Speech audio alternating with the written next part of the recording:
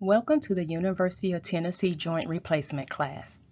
My name is Kiki McKissick, and I'm the Orthopedic Coordinator here with the UT Advanced Orthopedic Center. And today, I'm going to be talking to you about your total joint replacement. Our goals for the class is to give you an overview of your hospital stay, help prepare for your surgery, help plan your recovery, ease your anxiety, and to answer any questions that you may have. Our mission is to provide a joint replacement destination center that guides patients through a superior patient experience and long-term functional success through safety, quality, and patient-centered care. Our philosophy: the foundation of our program is patient education, wellness, early mobility, and returning back to independence. Our objectives: continually improve patient safety and care using clinical practice guidelines. Remember, your joint is sick and you're not. Let's talk about preparing for your surgery. Plan to have someone stay with you the first week or so during recovery. Make a path wide enough in your home for a walker. Remove any obstacles that can cause you to trip, such as rugs, cords, and be mindful of little pets. Pick a safe area in your home to sleep. Have ice packs readily available. Have any assistive equipment available if needed. Here's a list of durable medical equipment that you can purchase prior to your surgery: shower chair, a tub transfer bench, elevated toilet seat, and a bedside commode. Strengthening your muscles before your total joint replacement is an essential part of preparing your body for surgery and the recovery process. When your muscles are stronger, you will be able to recover more quickly. Leg exercises will help your non-surgical leg support you and will help your surgical leg recover faster. The arm exercises will help build strength to help you use a walker, crutches, or a cane. If any of these exercises aggravates your condition or any other injuries you have, discontinue the exercises. Remember to breathe through the exercises. Exercises should be performed 3 times a day, starting with 10 repetitions each and gradually working up to 20 repetitions each. These exercises are located in your joint guidebook. As you continue to prepare for your surgery, remember you will not be able to drive until given permission by your orthopedic surgeon. So plan to have your coach available to run any needed errands and to get you back and forth to your follow-up appointments. Think about your home medications before your surgery and get refills before you run out. Think about your meals. Do you need a meal plan? And you may want to go to the grocery store and get the basic staples a few days before your surgery. Basic staples such as protein, leafy green vegetables, and fruit. And I want to encourage you to try to intake at least 8 ounces of water a day. Prior to your surgery, you will go through the PAT process, or pre-anesthesia testing. Pre-anesthesia testing is a medical clearance process provided by UT Medical Center to assess patients before undergoing anesthesia. In PAT, they will do a medical history review. They will let you know what medications you need to stop before your surgery, and they also will let you know if there's other tests that's needed before your surgery. Let's talk about preventing infection. The way we prevent infection is by using the chlorhexidine or the CHG soap 3 times prior to your surgery, using an alcohol-containing antiseptic agent for preoperative skin preparation, giving antibiotics before, during, and after surgery, and also giving a 3M nasal antiseptic swab in a preoperative holding area. The 3M nasal antiseptic swab is to treat Staph aureus. 25 to 30% of the population are carriers of Staph aureus. Less than 2% are colonized. Staph aureus, or MRSA, is commonly found on the skin and in the nose. You will receive the 3M nasal antiseptic in the pre-op area prior to your surgery unless you have an iodine allergy. Please note, this can cause the skin around your nose to be orange. Now let's discuss how to use the CHG soap. Start using the soap 2 nights before your surgery and the morning of. Wash your hair and your body using your regular shampoo and soap. Rinse off. Turn the shower off or step away from the flowing water. Apply the CHG soap to your washcloth or sponge. and bathe from the neck down. Avoid your face and avoid your private area. Scrub your surgical area with the CHG soap for an extra 3 minutes. Rinse off with warm water and apply clean, dry clothes. Preventing infection. Be sure to keep your hands sanitized. Do not let your pets sit on your bandage or near your incision. Place clean sheets on your bed before you come to the hospital. Clean your sheets often. No pets in your bed during your recovery. I know we like to think our little pets are clean, but their little paws and booties can carry germs that we don't want near your surgical incision. Use clean towels and washcloth with each shower. Wear clean clothes and keep your incision clean and dry. There are some things that you should not do leading up to your surgery. Do not take blood thinners starting 7 days before your surgery unless otherwise instructed by a physician. Do not shave your legs 5 days before your surgery. It'll be okay to shave your face and your arms with a brand new razor. Do not wear lotion, powder, or deodorants on the day of surgery. The night before your surgery, try to rest as much as possible. Eat a decent supper. Take your nightly medications that you're instructed to take by pre-anesthesia testing, and take a shower using the CHG soap. When do you need to stop eating? Do not eat or drink anything after midnight the night before your surgery. This includes smoking, chewing tobacco, eating mints, candy, gum, or any type of food. This is for your safety. Your surgery will be canceled if you do not follow these instructions. The morning of your surgery, take a shower with the CHG soap. Take only the medications you're instructed to take by PAT. Do not bring any valuables with you to the hospital, and do not bring any of your home medications. Do not wear makeup, lotion, nail polish, contacts, or jewelry. The day of surgery, you will park in Parking Garage H. Parking Garage H is located across from the Fountain Circle entrance of the hospital. You will check in at patient registration. After you're registered, they will get you up to the pre-op area. In the pre-op area, you will hand over your glasses, hearing aids, or dentures, and we ask that you bring a labeled case. Label the case with your name and date of birth. In the pre-op area, you will have your IV started. You will receive your first dose of antibiotics. You will meet with the anesthesia staff to discuss your anesthesia options, and you will receive that nasal antiseptic swab. After you receive your nasal antiseptic swab, you will be taken to the operating room. After your surgery, you will wake up in recovery. After your recovery room, you will go to phase 2 recovery. At that time, your physician will let you know if you're medically ready to be discharged home or if you plan to stay overnight in the hospital. Discharge from the hospital. You will leave the hospital when you're medically stable and meeting your physical therapy goals.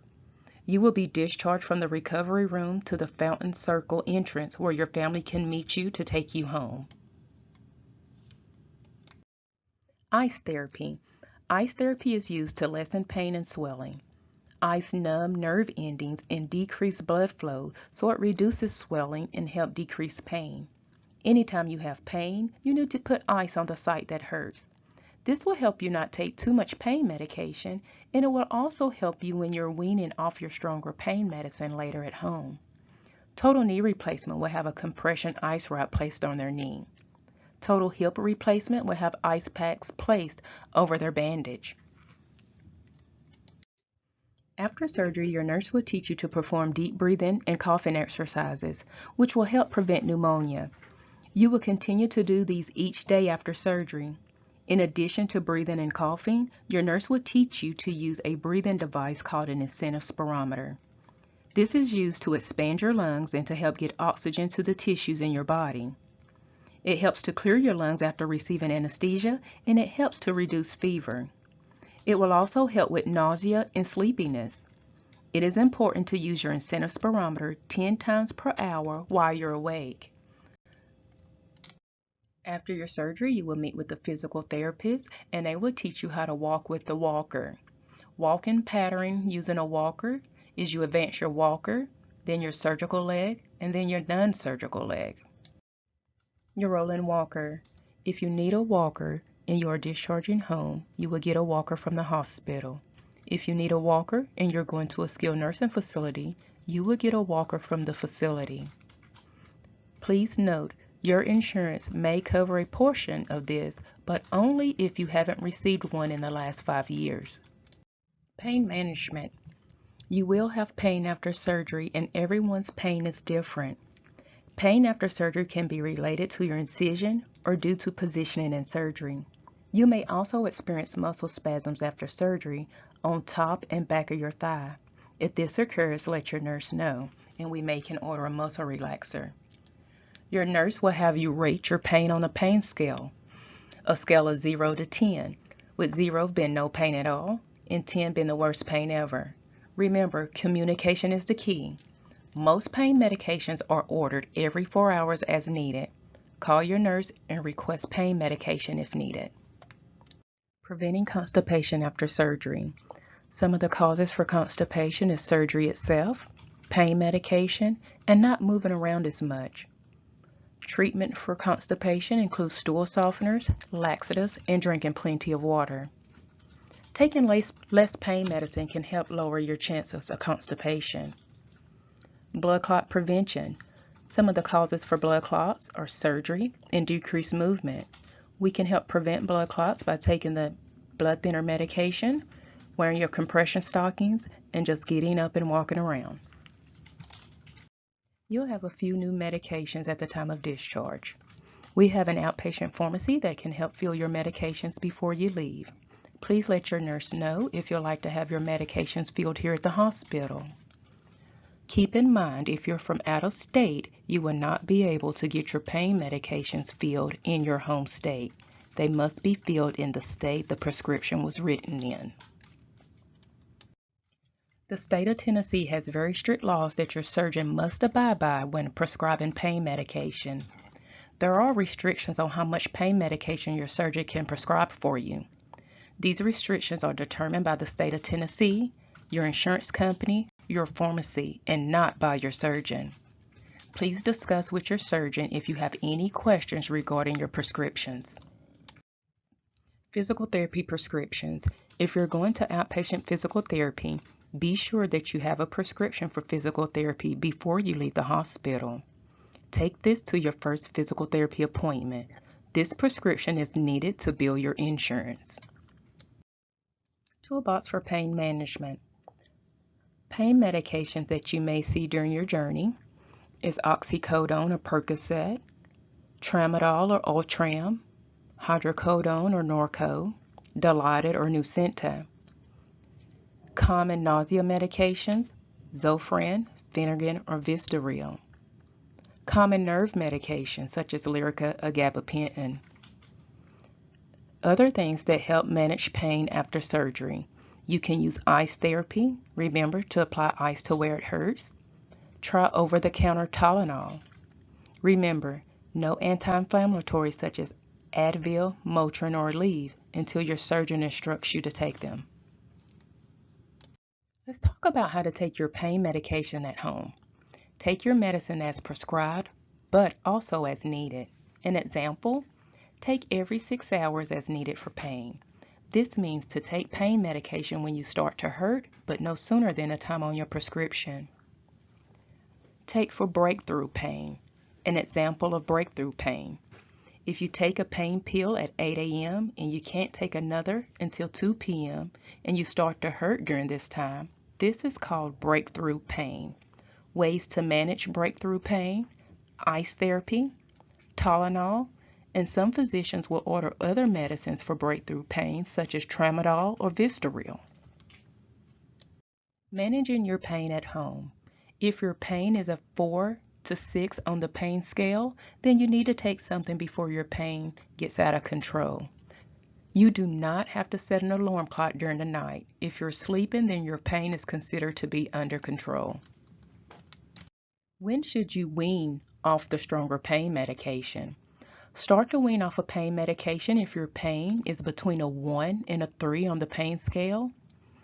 The ways to wean yourself off the pain medication is by spreading the time out between taking pain medication. You can cut your pain pill in half. Start replacing the pain pill with Tylenol. Do not stop cold turkey, and you can also use ice therapy during the weaning process. As you continue to recover at home, remember to get plenty of rest. Keep your physical therapy appointments. Be sure to walk and perform your daily exercises. Continue your healthy diet, green leafy vegetables, protein, and remember to increase your water intake. Let's talk about your mood after surgery. Joint replacement surgery usually gives people movement and freedom, but keep in mind your body has been through a lot. It may take a while before you feel like yourself again. You may feel sad or upset. These feelings usually go away as you heal. Call a friend or family member to talk to. If you feel very sad, overwhelmed, or helpless, and these feelings do not go away for many days or weeks, please let us know so we can make sure you recover well. You will have follow-up appointments with your orthopedic surgeon. 2-week follow-up, you will have a 6-week follow-up, a 3 and a 6-month follow-up. The hospital may seem a little different due to the COVID-19 pandemic. You will now see checkpoints at entries. You will see staff in masks, and we are under visitor restrictions. The University of Tennessee Medical Center strives to always deliver excellent service at every step of your total joint replacement journey. We want your experience to be the best. You may receive a survey in the mail after your hospital stay. Our goal is that you are able to rate your experience with us a 9 or a 10. Please call your orthopedic navigator with any questions that you may have during your recovery. The phone number is 865-305-8848. Lastly, thank you. Thank you for choosing the University of Tennessee Medical Center. We hope that you will recommend UT Medical Center to your friends and family.